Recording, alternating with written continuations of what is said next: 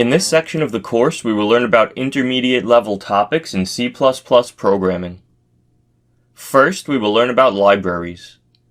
Then we will learn about the standard library. Next, we will learn about file I/O.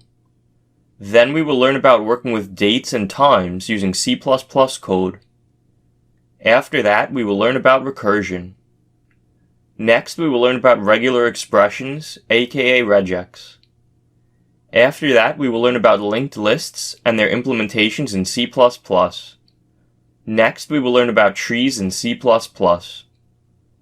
Then we will recap the key takeaways from this section of the course. Next will come the quiz for this section, and then a video explaining the answers to the quiz. By the end of this section, you will have a working knowledge of intermediate level C++ coding.